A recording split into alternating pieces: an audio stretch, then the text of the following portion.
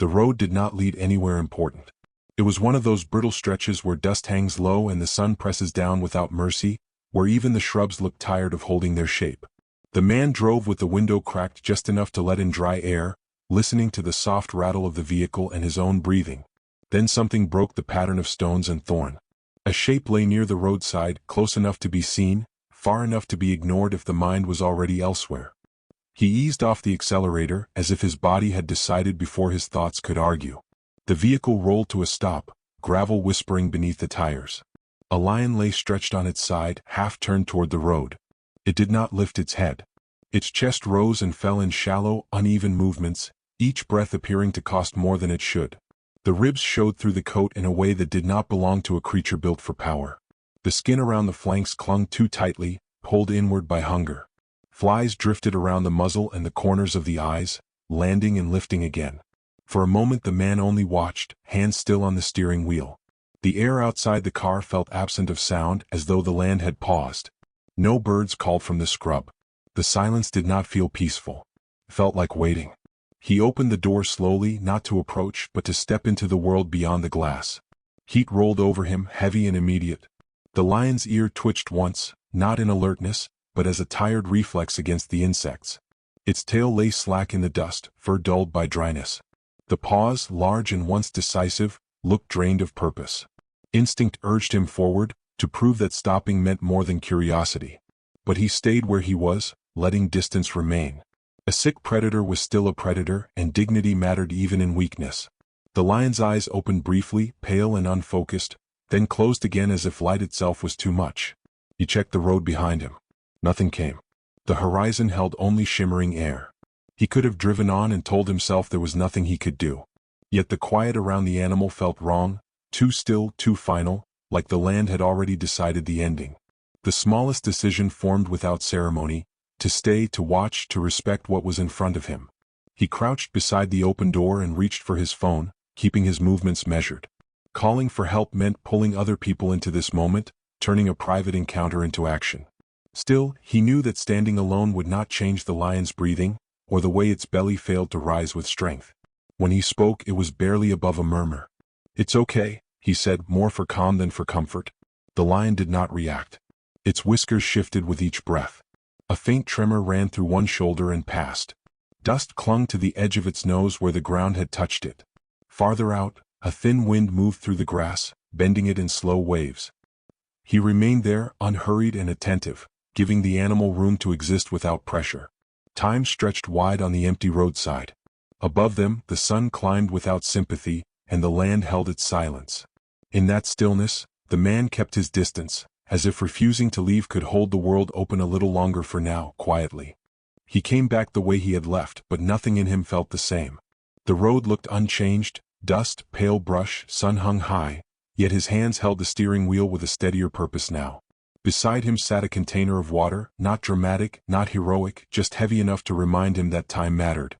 He had driven to the nearest settlement, asked for directions without rushing his words, and placed one careful call to local wildlife support, giving coordinates calmly.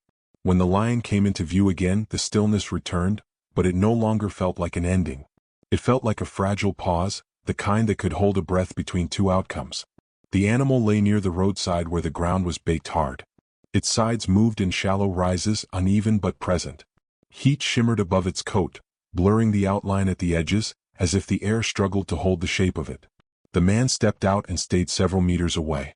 He did not try to close the distance too fast. He kept his body turned slightly sideways, smaller, less direct, letting the lion decide what the moment required. Flies lifted when his shadow shifted, then settled again. The lion's paws remained loose in the dirt, claws hidden, strength stored somewhere deep but unreachable.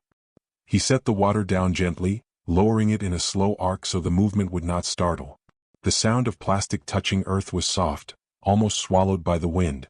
He waited before doing anything else, watching for signs, anything that suggested the lion still knew the world around it. For long seconds, there was only breathing and the faint hiss of heat. Then the body answered first, not with power but with instinct. One ear flicked, a small twitch against insects, precise enough to feel like a decision. A moment later, the lion's eyelids lifted and closed again in a slow blink, not sleep but effort. Its nostrils widened, drawing in the air, tasting him and the water and the dust. The man's shoulders lowered, not from relief but from understanding. The animal was still negotiating its place here, still holding on by thin margins. He shifted his weight back and sat on the ground, creating a lower silhouette. Dry grass pressed into his palms. His breathing slowed, matching patience instead of panic. Far off, a vehicle's hum began to form, faint at first, then clearer. He did not wave or call out. The lion deserved quiet, the chance to choose without being chased by noise. His eyes stayed soft, not fixed on the face, letting his gaze rest on the lion's chest, the rise and fall that mattered most. The head lifted slightly, only an inch or two, trembling with strain.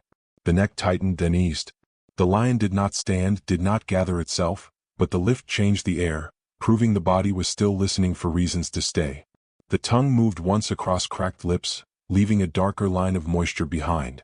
The man leaned forward just enough to be heard, voice low and even. "Easy, you're safe," he whispered.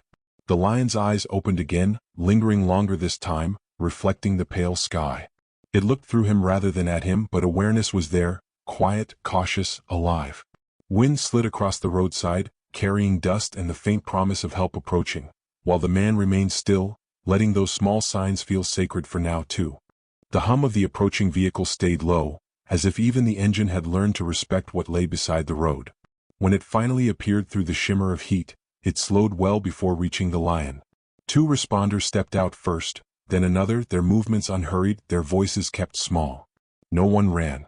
No one shouted into a radio. They let the air remain calm, because panic would only steal energy from an animal that had almost none left. They spread into a wide arc, a gentle perimeter that gave the lion room to breathe without feeling trapped. Each person watched the other's feet, careful not to crack twigs or send stones skittering. The man who had stopped earlier stayed back now, his hands loose at his sides. He offered the team a short description and then fell silent, letting trained eyes take over.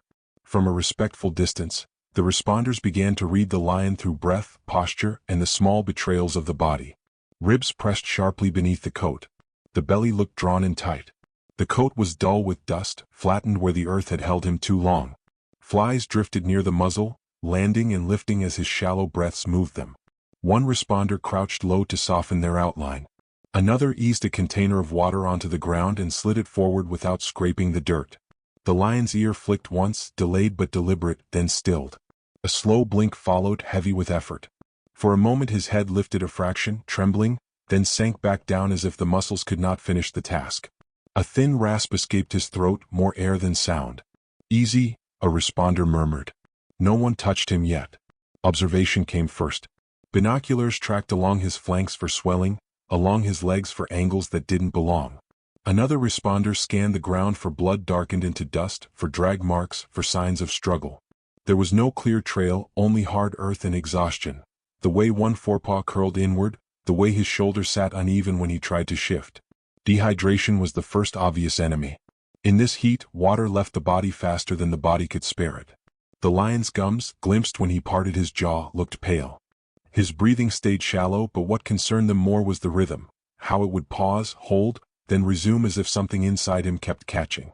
The pauses weren't dramatic. They were quiet, and that made them frightening.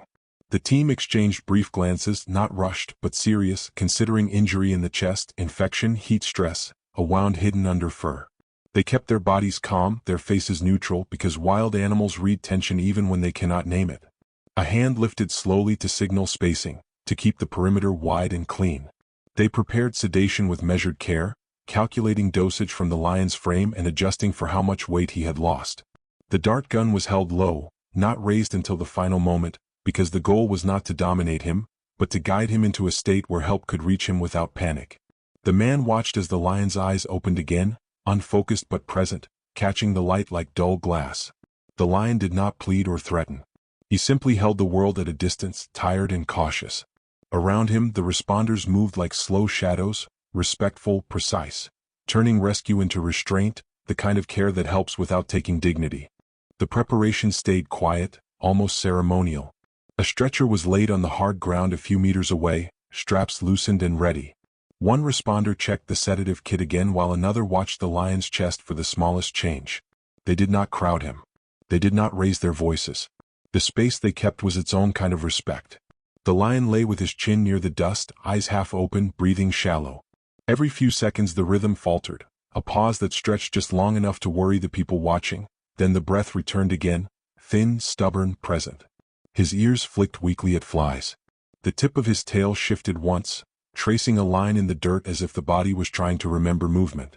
A responder lifted a hand, signaling the team to hold. The dart gun stayed lowered. They had seen it before, the last fragile threshold where an animal could tip into collapse or into sudden panic. Even weakness could become dangerous if fear arrived. The man who had stopped first remained off to the side, still against the heat. He kept his arms loose, posture open, offering only the calm that had kept him here.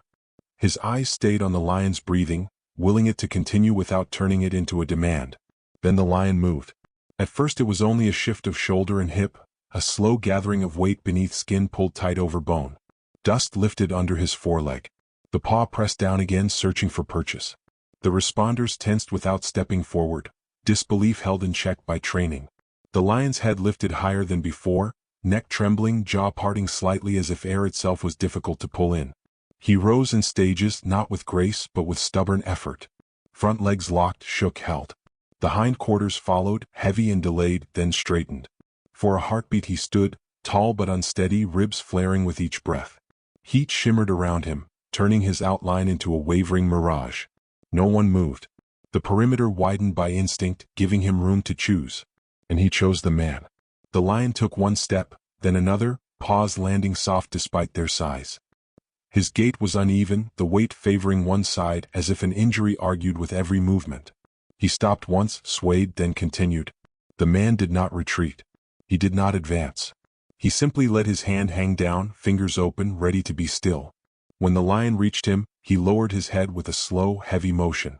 The broad skull came forward, warm and dusted with grit, and for the briefest moment it pressed against the man's hand. It was not affection. It was contact made out of exhaustion, out of recognition that this human had stayed without taking. The man's palm held the weight without gripping, barely moving at all, as if even comfort needed permission. "It's okay," he murmured. The lion exhaled, a long, rough sigh, then turned away before the moment could become anything else. He took 2 steps toward the brush and stopped, head angled, ears lifting with sudden focus. A sound slipped from his throat, low, broken, nothing like the clean force of a roar. It wavered, cracked by weakness, yet carried enough intent to make every responder freeze. The team followed his gaze. Beyond the thin line of thorn and grass, a shallow hollow lay half hidden by scrub. The ground there was darker, disturbed, pressed down by repeated bodies. At first there was only stillness, then a faint movement, a small tremble close to the earth. The responders' eyes adjusted, and the shape in the shade became clear. A smaller body tucked tight, breathing so lightly it was almost invisible.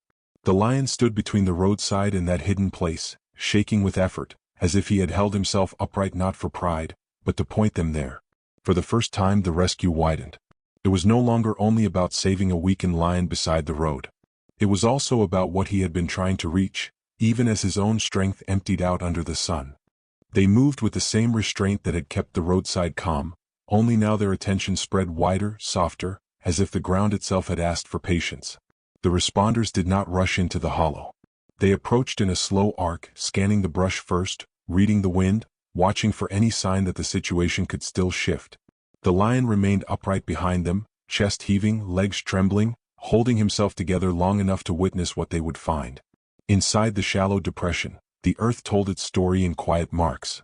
Flattened grass, drag lines, the faint impression of large paws circling and returning. A dark patch where the soil had been disturbed more deeply, as though something had fought and then stopped. Nothing was fully clear, not yet, but the land carried the weight of struggle. Near the shade of a thorn bush, a small life lay tucked in close to the ground. A cub, barely old enough to understand distance, ribs soft beneath thin fur, eyes half open and dull with heat. It did not cry out. Its movements were small, limited to the faint shifting of its head and the weak rise of its chest. Dust clung to the whiskers.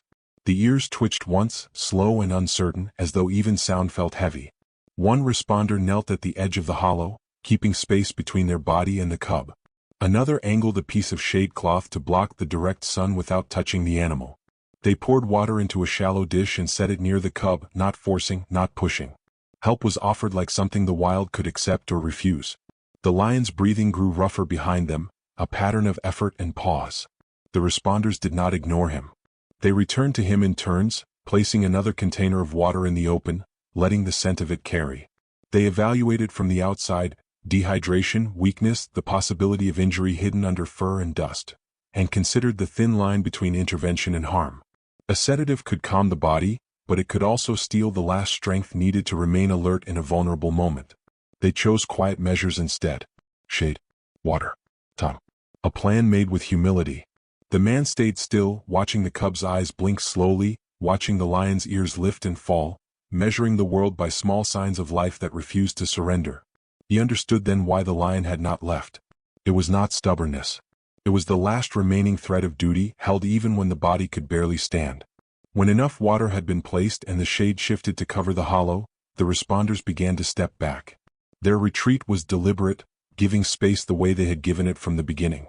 Distance was not abandonment. It was respect for the fact that some healing happens best when humans stop touching the edges of it. The lion turned first, slow and careful, one step, then another, moving away from the hollow toward the open land.